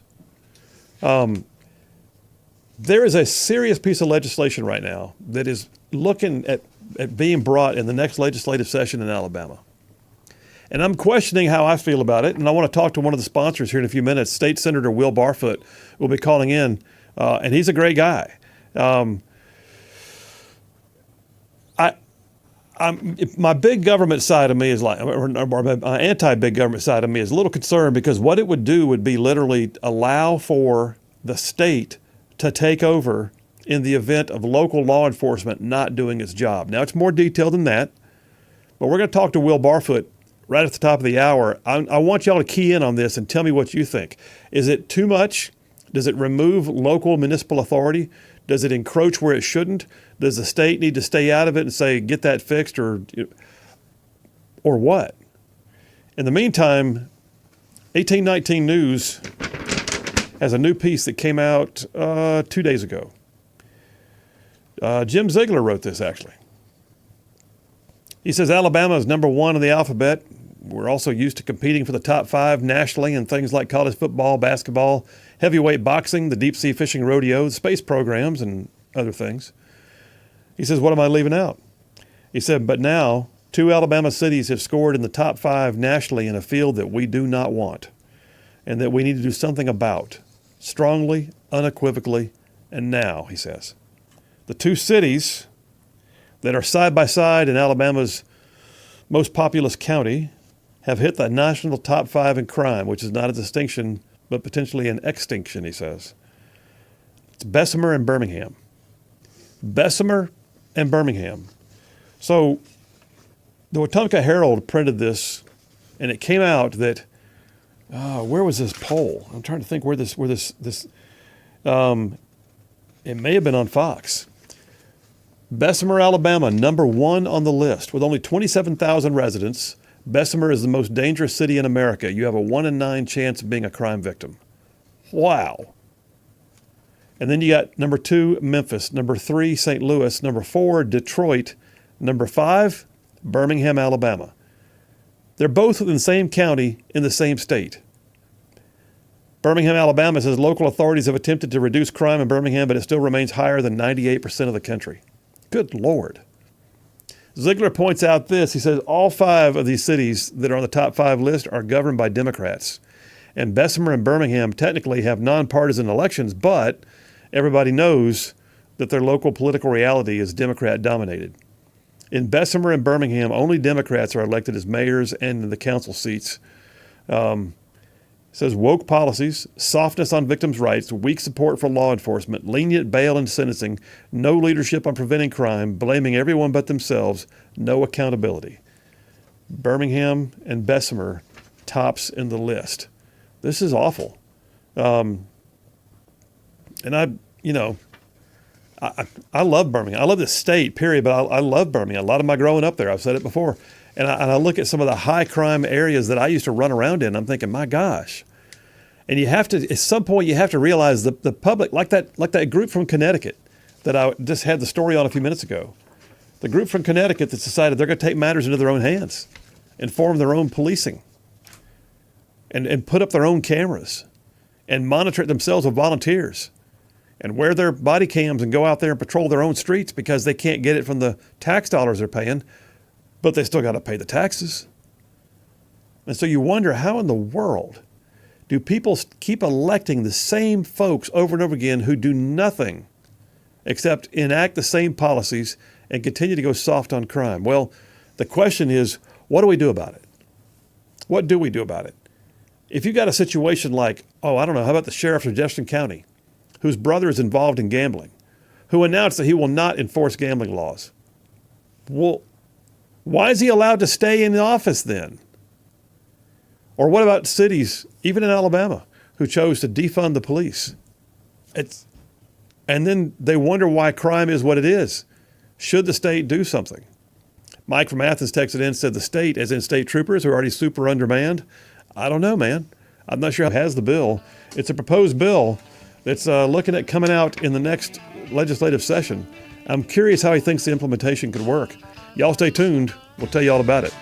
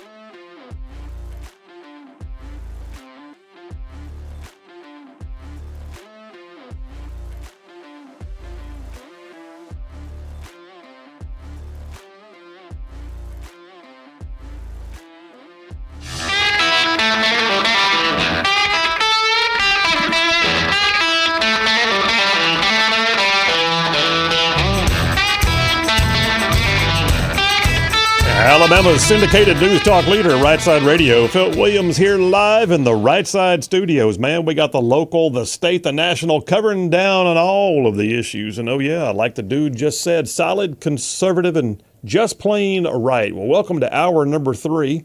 We're in Dipper number 2. I'm talking about safe streets. By the way, before I forget, I'll go ahead and tell you right now, we have confirmed that Secretary of State Wes Allen will be on the show with us tomorrow, talking about his concerns about the Biden administration trying to get illegals the opportunity to vote. So that's tomorrow at probably 3 o'clock. But let me just move on now. The Dipper I'm doing on safe streets. It's apparent that we have a problem when out of the top 5, 2 of the cities come from Alabama. Oh, by the way, they come from the same county, Bessemer and Birmingham. Defund the police has been an issue. Soft on crime, Democrat liberal policies has been an issue. And then you look at some of the policies they put in place that just make it hard to do policing in general, kind of like rules of engagement on soldiers. You make it hard to police. Next thing you know, the streets are less safe. But then you also just have to be concerned about, all right, what do we do because it reflects on the whole state? All right, that's enough of me talking. Let me bring on somebody who's in the thick of this. So State Senator Will Barfoot hails from the Pike Road area down near Montgomery. He's got his degree from Auburn University at Montgomery, his law degree from Jones Law School. He's a practicing attorney down there. In 2018, right as I left, Will was elected to the Alabama Senate. He represents, I think it's District 25, Crenshaw, Elmore, Montgomery counties. He's currently, I believe, Vice Chair of Judiciary, which I used to be Vice Chair of Judiciary Committee. Let me welcome him on. State Senator Will Barfoot, how are you? Man, great. Glad to be with you. I appreciate the introduction. Absolutely, man. Well, thank you, and thanks for your service to the state. I know that generally speaking, you're considered one of the more conservative members of the Senate Republican caucus. You've got a bill right now. WSFA has got the story that I pulled. You're looking at you and Representative Reed Ingram floating a bill that would allow the Attorney General or the governor or somebody at state level to sort of take over a local police force if they're not getting it done. Tell me about it. Yeah, so it is a statewide bill. You're correct in that, and it would allow the Attorney General or the governor in consultation with one another to assess whether or not municipality police force is performing like they should, and several of those criteria are, whether or not the rate of employment or the participation at the law enforcement officers, if it drops below 30% or less of the average of law enforcement employed by that department for the preceding 10 years. That's one of the factors. Consultation with the district attorney's office and in the county of which that municipality is, and certainly with the sheriff and with victims of crime. So some level of discussion between the attorney general and the governor as to what's going on in a specific municipality and as to whether or not they believe that the citizens of that municipality are being well served, and if not, could appoint an acting interim police chief that would be answerable, that would have to answer to the appointing authority and not the mayor or the city council. Wow. Okay. So, I mean, I know that like we already take over school systems where they have a failing level that needs to be addressed. We've done it for Montgomery. Yep. And so I can see some precedent on this to some degree, but then, my anti-big government side of me gets concerned about removing local authority and sort of usurping local authority. And so how do you measure that against big government policy making as opposed to limited government policy making? Yeah, no, fair assessment. Was President Reagan that said the 9 scariest words in the English language are, I'm from the government and I'm here to help. Yeah. And so, while I certainly agree with that, there are times that local municipalities are not doing all that they can do to provide protection for their citizens, and I think that it's incumbent upon us to step in and address that. Phil, you were in the Senate for a while, and you know that legislation that's filed rarely from the filing time and the language in there, it gets amended, it gets looked at, and make tweaks and changes. And I suspect, like any other piece of legislation, there'll be an opportunity to tweak some of this. But certainly, the crime around the state, specifically the lens I look through, representing Crenshaw, Montgomery, and Elmore County, and the municipality of Montgomery, an upsurge in crime, at least reported crime. I think it's become more of an issue here lately, especially when you've seen, 12-year-old little girl that, was shots fired at her house and died here not long ago. You had an innocent bystander driving down the Atlanta highway, a place that generally people would consider relatively safe, and struck by a bullet and some gunfire. Been, I think, 7 folks arrested here recently, and is paralyzed for the rest of her life. And that certainly brought some of this to the forefront. I will readily admit, I don't have all the answers. I'm not in law enforcement. My daddy retired from Montgomery Police Department in 1981. Had another uncle that was a policeman in Montgomery, and 2 uncles that were troopers. I haven't worn the badge, but the part of the problem, and this is nationwide. This is not just Alabama. It's not just Montgomery, but we don't respect law enforcement anymore, and that's unfortunate. And whenever if you're a law enforcement officer and you get up every day and you realize that you might not come home that day. Yeah. And that's a big definite. That's always been there. But when you couple that with, not only may I not come home, but number 2, I may not have the support of, and I'm talking broadly, leadership. Number 3, I might get sued, or number 4, I might get prosecuted for doing my job. And combined with social media and the news that makes law enforcement officers the villain all the time. I don't know why anybody would want to be in law enforcement. I mean, I credit them, I thank them, and they're do a great service for us. But that'd be a difficult decision to make, and I would hope my children wouldn't be in that position. So well, let me ask you this, and yeah, this show is real big on honoring the men and women in blue, so you've got some requirements that have to be met. I heard you say it right now. As proposed, the legislation would say if the police force is down by 30%, in other words, they're operating at a low manning level. I assume there would have to be criminal statistics, somewhere in the region or area. All that to say, are you going to bring in troops, so to speak? Are you going to bring in National Guard? Are you going to bring in state troopers who are already undermanned to plus up the force? Or are you just going to change out the leadership if your bill passes? Well, I think you change out the leadership. That's number 1. And I give probably a poor analogy, but you could have George Patton, General Patton, as the police chief of whatever municipality it is. But if he's handcuffed from leadership above him and is told that he can't do certain things, that he can't utilize his knowledge and experience to deal with the crime, then he's probably not going to be successful. So this would decouple that police chief, whoever it may be, and whatever municipality it may come from, and have them answerable to someone who is in the executive branch, either the governor or the attorney general, to where they could, again, without trampling on the Constitution. Let's be clear about that, because we're big defender of the Constitution and the rights people have.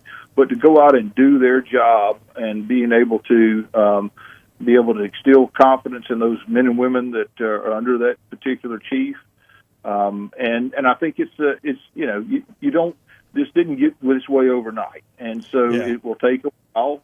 You put somebody in charge who knows what they're doing, who has the ability to combat crime and the willingness, they're willing to combat the crime, and you build respect for that office again. You build respect for law enforcement in that community, and those law enforcement officers, I think, will stay and will slowly start to come back, and that's how you build that force up around. Okay, so last couple of minutes here we have together. Let me ask you this.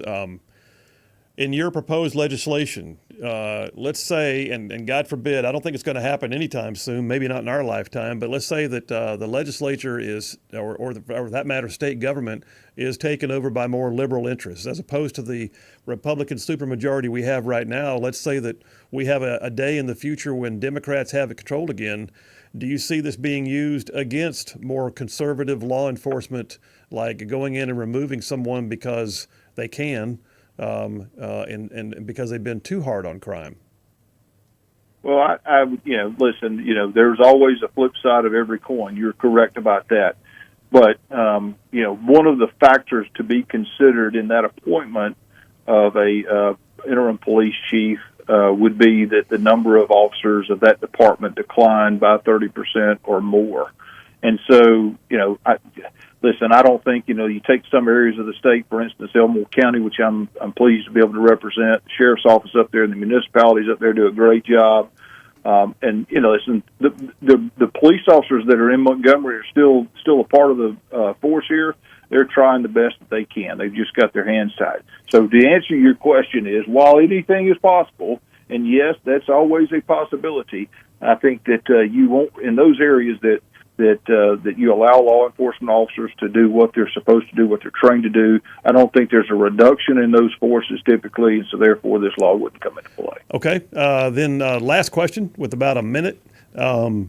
We've got a police chief then that gets sort of relieved. Is he or she actually vacating the position? Are they fired, or are they just set aside and put on some type of, unpaid leave or paid leave for that matter, while the state appointee takes over?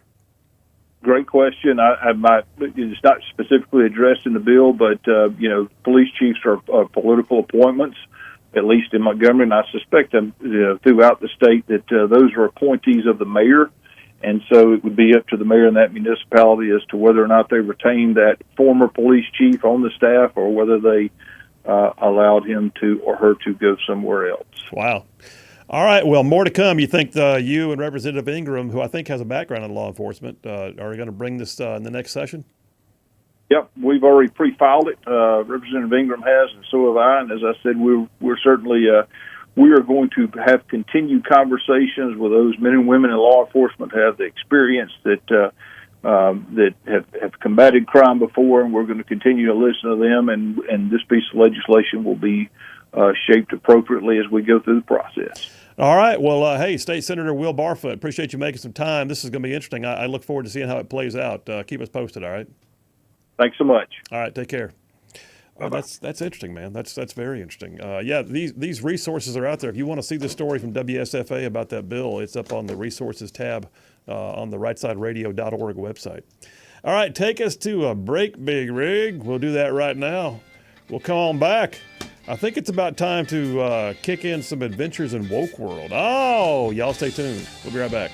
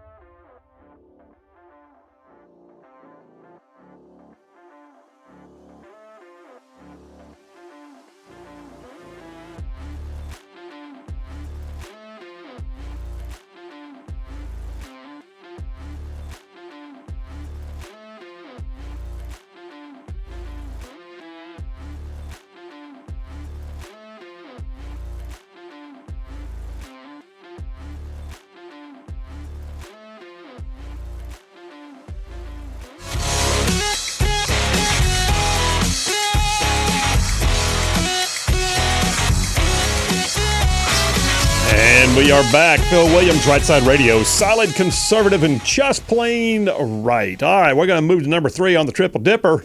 It's a good one, so you know the deal. I mean, sometimes when I'm resourcing the show in the morning, I run across a story and I go, phew, the wokeness. And then I look at the next story and I go, there's even more wokeness. How much what? And then I recognize, and I got woke everywhere. And next thing I know, I'm like slathered in wokeness. And I think, okay, it is time, because now I have like a buffet, a cornucopia, a vast plethora, a veritable charcuterie board filled with wokeness. That means it's time for another round of adventures in woke world. Adventures in woke world. All right, Big Rig, just so you know, street signs mean something. They do. They're important. Street signs can tell you things like which way to turn, which way not to turn, right? They can also, by the way, be discriminatory. Did you know that? Shaking your head does not tell the radio people anything. I didn't know that. Enlighten me. Thank you. You just fed that back to me so well. So, story here on PJ Media. And I saw the video for this, by the way. Story came out a couple of days ago. Some of y'all may have seen this. Apparently, in Los Angeles, activists have convinced the city council that no U-turn signs are anti-LGBTQ.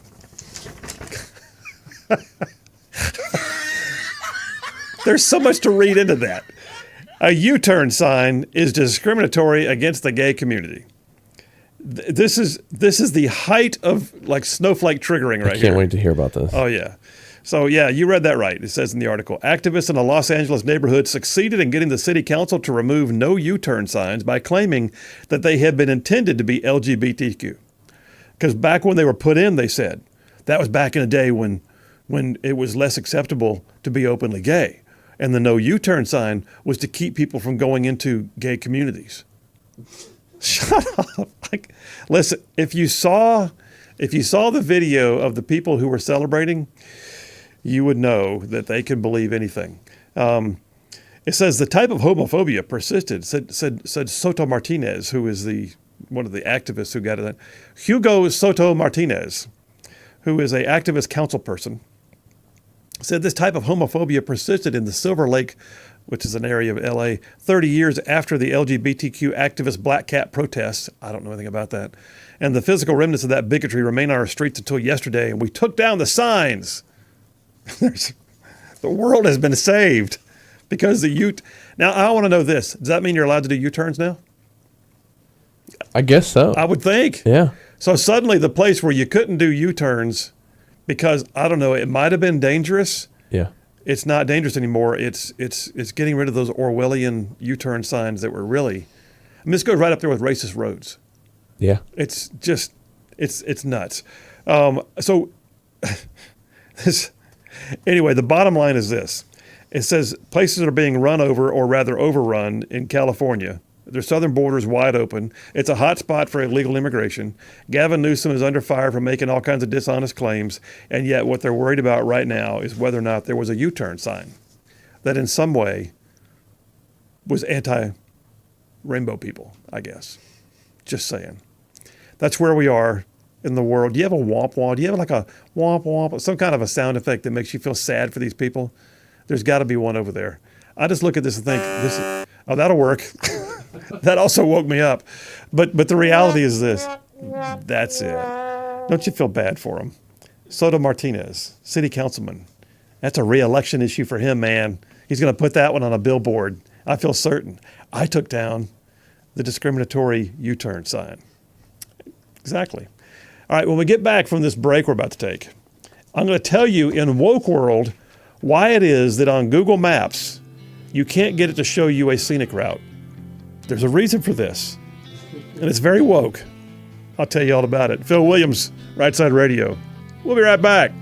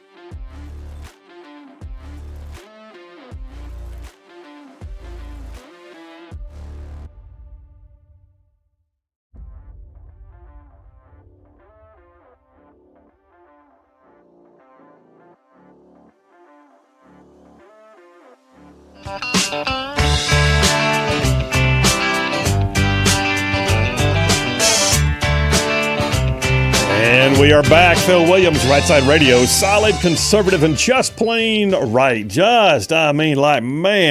down on some major ground across the northern half of the most beautiful state in the nation. This one right here, y'all, Alabama. And I'm talking about, man, this show goes way down south of Birmingham, up north of Huntsville, Tuscaloosa, back to Gadsden parts of Georgia, Tennessee, and even Mississippi thrown in just for good measure. All right, so I gotta pause here a moment, and I gotta tell you. So one of our newest advertisers here on Rightside is Inspire Advisors. So let me give you a second to think about something big, and oh, by the way, I'm going to give you something free. So yes, this is a crazy world. This is a crazy world in which we live. And yes, you're working hard to plan for your future and to set aside something for retirement, but you're also the kind of people that stand up for your beliefs. So what if you found out in the middle of doing all that, though, that some of your investments were actually going to things that you say you don't believe in? Happens all the time. Well, maybe it's time for you to meet Paul Breyer and his team of PhDs and financial experts at Inspire Advisors. Inspire Advisors. Look, I'm talking about financial planning they'll do with you that considers who you are, what you believe, and, oh, by the way, what your bottom line is, all at once. These are solid local experts, biblically responsible investing, data-driven strategies, maximizing your return. And they're doing it, by the way, in a way that impacts the world in which we live. So I call all this financial freedom, big time. Here's the free thing. You ready? If you want to know how your portfolio stands up right now, like maybe you got some woke stuff mixed in, you didn't know it, go get a free impact report off their website. That's all you got to do. Go get a free impact report from www.moneypatternwealth.com. That's Inspire Advisors at moneypatternwealth.com. You can also go to the rightsideradio.org website, click on the sponsors, and just click on their logo. It takes you right to it. But yeah, Inspire Advisors at www.moneypatternwealth.com. Conservative, godly, balanced financial freedom. Check them out. I am back into the third of the three dippers for the day, Adventures in Woke World. Lee from Huntsville just texted in. She said, after your show, this is pretty good. After your show, I'm going to ask Alexa to provide a Google Maps scenic route through Birmingham that does not include any of Birmingham or Bessemer or roads with no U-turn signs. There, I've wrapped up all your dippers. Shoot. And by the way, thank you for listening to the whole show, Lee. So here's the thing, a story on Woke Spy. I found this new website that I go to periodically called Woke Spy, wokespy.com. Apparently, and I did not know this, like, I don't know about y'all, but I tend to use Google Maps. When I'm trying to find a place I've never been before, it's already on my phone, Google Maps. It means I have to turn on my locator so Google knows where I am. Anyway, because like I said earlier in the show, I don't trust technology a whole lot. But I use Google Maps. But what if you're driving and you want to see, I don't know, the more scenic route? Maybe the shortest route it says you need to take is not necessarily the prettiest. Or you got time in your hands. You want to run around a little bit and see what's up. And so you ask Google Maps to give you the scenic route. And guess what? It won't. It won't because of diversity, equity, and inclusion. What? Yes. The scenic route may actually be racist. Because it always is racist. It's always going to be some kind of discrimination, right? Let's see, is this where does it come from? Social media guy named Casey Climbs formerly worked on Google Maps. He revealed that the reason why there's no scenic route option is because, quote, inadvertently diverting foot traffic from low-income streets to high-income streets takes revenue and potential tax dollars from already struggling communities and funnels it to richer communities. This is basically saying you're discriminating against lower-income neighborhoods. Thus, Google will not tell you a scenic route. I got to check this out. I got to go. So, bottom line, apparently Apple will. I did not know this. You're an Apple guy, aren't you? Mm-hmm. That's right. I'm still an Android guy. I like my Droid. I like the little green man Droid like on my phone. The green text. This little green. What'd you call him? A little green tick? No, green text. Text. When you get a green text from somebody in your iPhone, you know that person's got the Android. What are you trying to say? You don't like green? Green's my favorite color. There's jokes about it. I just don't want to say it on the air. Anyway, bottom line is, when you live in a woke world, you don't want to discriminate, So don't take the scenic route. That's just awful. Okay, while I'm on this, can we talk about the intelligence community? How much intelligence is in our intelligence community? Well, it depends on who you ask. So when you're in a woke world, according to Daily Wire, you can celebrate Pride Month in a big, big way on your taxpayer dime. Wouldn't you love to know that the Director of National Intelligence, the ODNI, the Office of the Director of National Intelligence, which is a cabinet-level agency, by the way, that oversees all of the intelligence community. The ODNI oversees the CIA, the FBI, the NSA, each intel component of the military. This is the Office of the Director of National Intelligence. Well, it's Pride Month, so employees at the ODNI have an opportunity for special nail painting. This is going to be great. A pro team of what they call FVEY artistes are ready to decorate you for Pride Month with the option of celebrating Pride or trans flag colors. If you don't normally paint your nails or have never done so, all the better. We'll do everything for you. You might just love it. What better way to show your allyship to the community, says the official communique that was sent out to employees at the ODNI.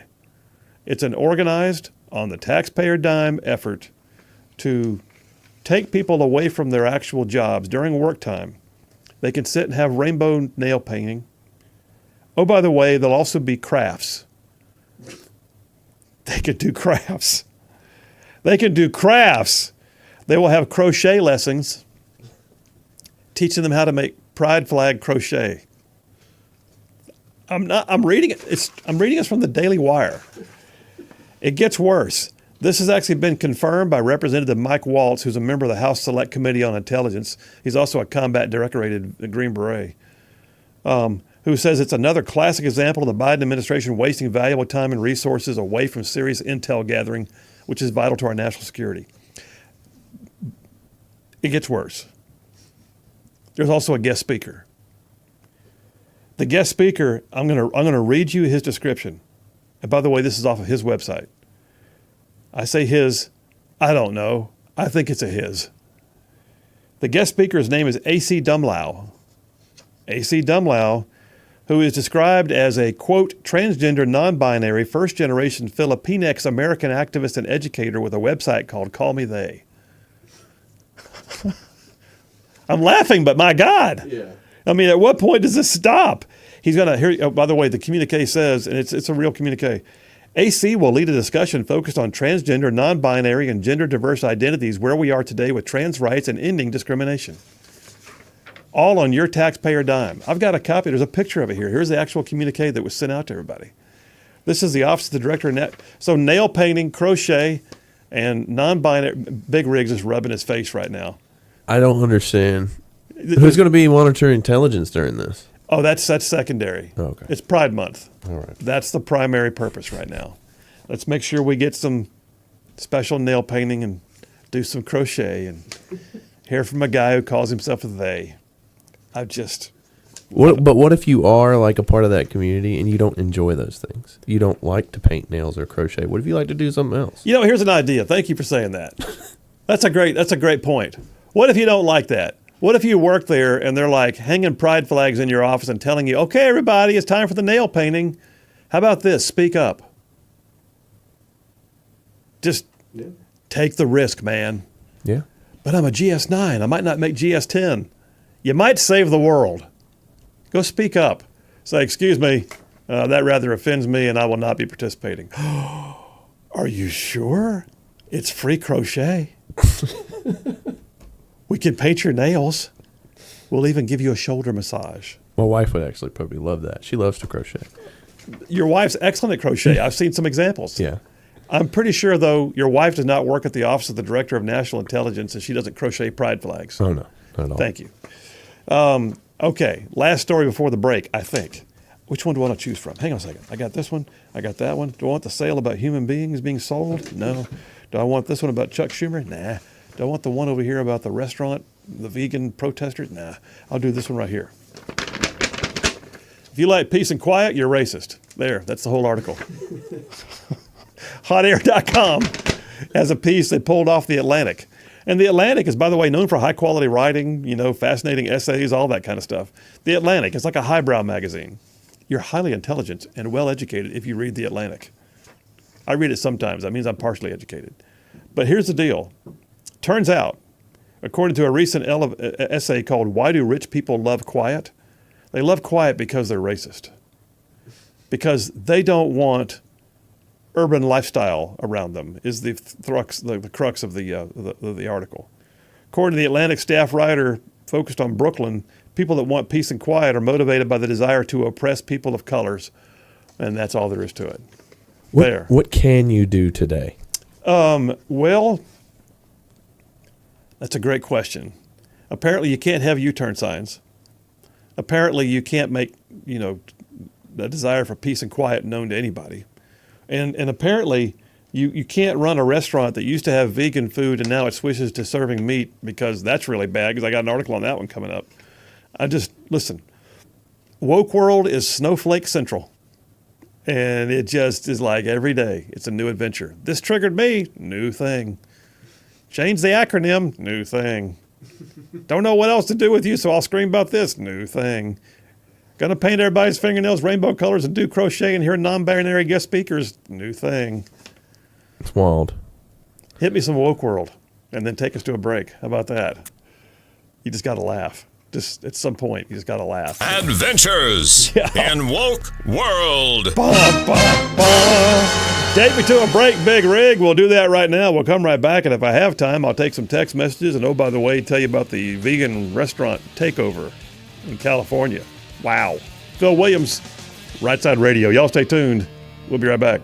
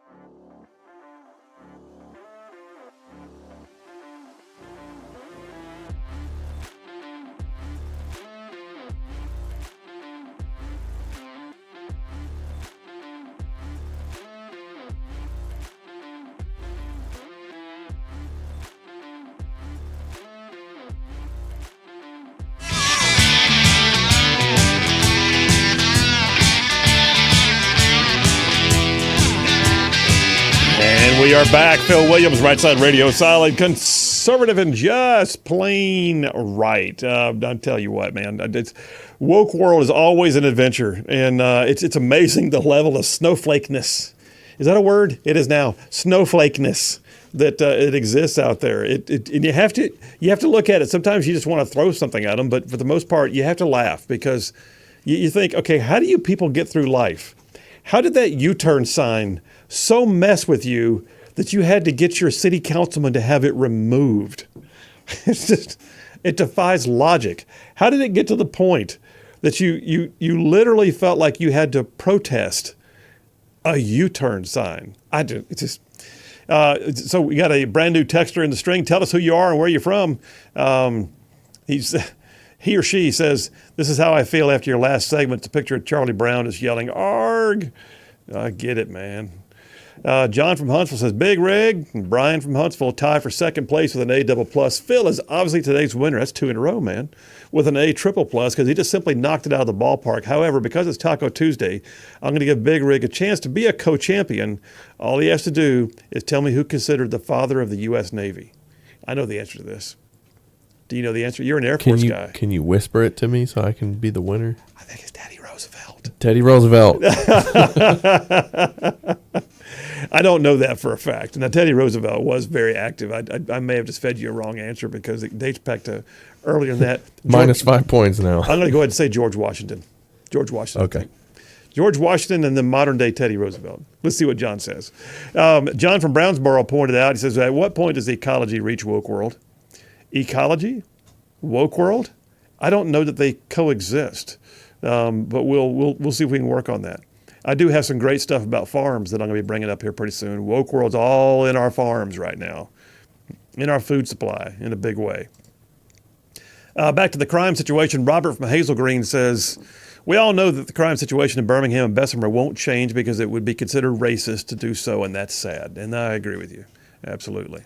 Badger from Athens has sent us in a text. Oh, that's not good.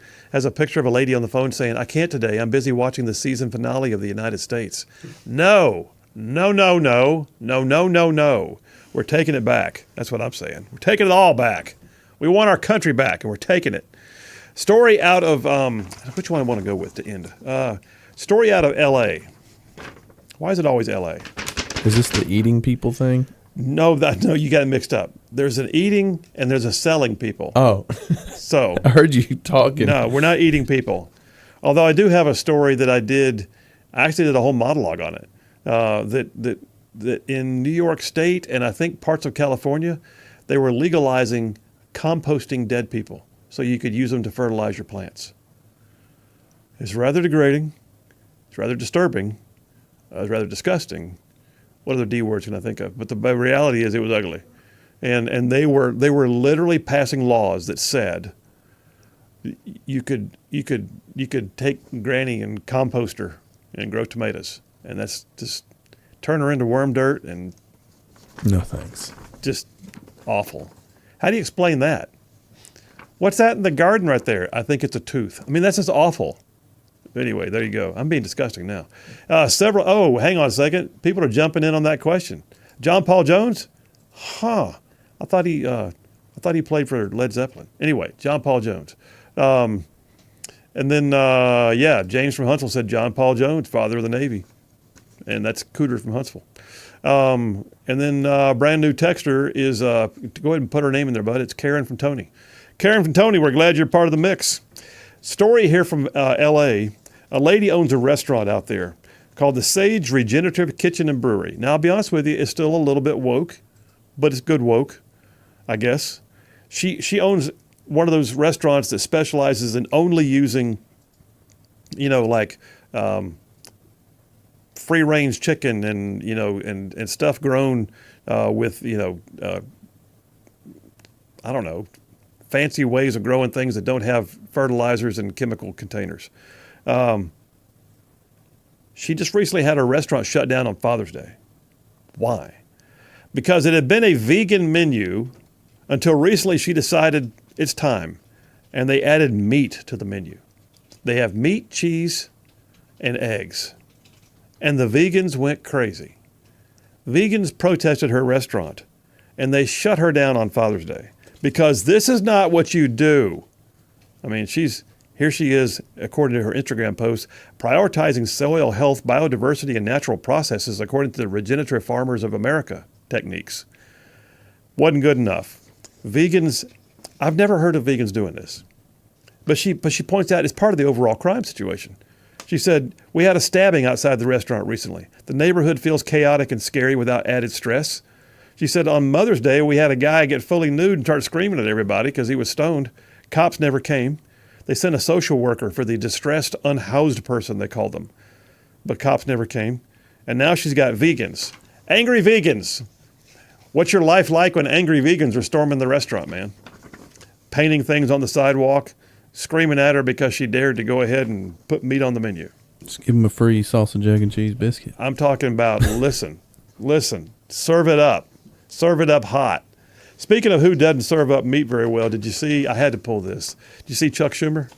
Yeah, I did earlier. Yeah, he's the creepy guy. Oh, with the eye? Yeah, well, yeah, that's on that screen. Anyway, with the eye. Yeah, with two eyes, but yeah, one of them was a little droopy. So Father's Day, Chuck Schumer was virtue signaling and wanted everybody to know he's just like you. He grills out too, except the picture he took has raw burgers laying on a grill with no fire. And he put cheese on one of them, and they were still raw. You could tell because they're freaking gray. Who does this? At least he eats meat. It's just a photo op, I guess. It was exactly what it was. It was a photo op, but it's Chuck Schumer and it's woke world, and so there you have it. All right, listen, great day. By the way, we got a couple of, since Lynn Tanner, Lynn from Tanner says, I'm 57 years old, used to be depressed about getting older. I already don't recognize our country, but you can imagine what it's going to be like in 20 years. Glad I won't be around. I disagree. I think we're going to take it back, Lynn. Stay tuned. Be a part of the ruffian movement. We're going to take this country back. You guys have an amazing night. We'll see you tomorrow.